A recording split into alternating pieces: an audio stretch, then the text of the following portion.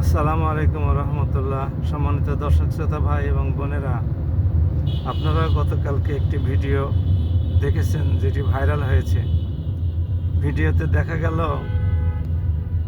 জমি দখল করতে বাধা দেওয়ায় একজন নারীকে কিভাবে একজন সরকার দলীয় নেতা অপমান করছেন, শারীরিক নির্যাতন করছেন।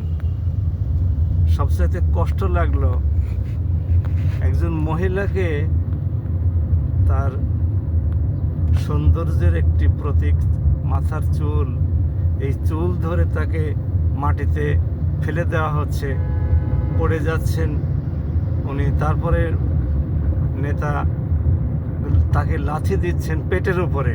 আহারে, আমার দেখে এত খারাপ লাগলো। এটা জাহেলি যুগের বর্বরতাকেও যেন হার মানায়। তারপরে লাথি দেওয়ার পরে আবার মহিলাটাকে চুল ধরে অন্য জায়গায় ফেলে দেওয়া হচ্ছে, সেখান থেকে তুলে নিয়ে আবার লাথি মারা হচ্ছে।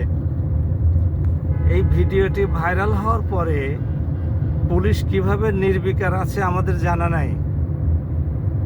যদি সরকার এখনো এ ব্যাপারে ব্যবস্থা গ্রহণ না করেন তাহলে সরকারের ভাবমূর্তি, দলের ভাবমূর্তি নষ্ট হবে।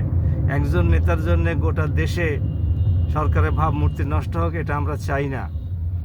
আর আইন শৃঙ্খলা রক্ষাকারী বাহিনী যেন সরকারি পেটোয়া বাহিনী হিসেবে আর কাজ না করে, আমরা এটাও কামনা করি।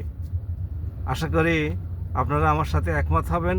যদি একমত হন তাহলে ভিডিওটি লাইক শেয়ার দিয়ে জানিয়ে দিন, যাতে করে সরকারের উপরে চাপ সৃষ্টি হয়, আইন শৃঙ্খলা রক্ষাকারী বাহিনী তাকে আইনের আওতায় নিয়ে এসে তদন্ত করে তারপরে প্রয়োজনে ব্যবস্থা গ্রহণ করে। কই বিরোধী দলের কোনো নেতাকে তো এভাবে জমি দখল করতে গিয়ে বাধাপ্রাপ্ত হওয়ার পরে কাউকে মারধর করতে দেখা যায়নি, অথবা জমি দখল করতেও তো দেখা যায়নি। এরকম কোনো নিউজ আসলে তো ধর্মনিরপেক্ষতাবাদী হলুদ সাংবাদিকরা তো দেশ একেবারে তোলপাড় করে ফেলতো।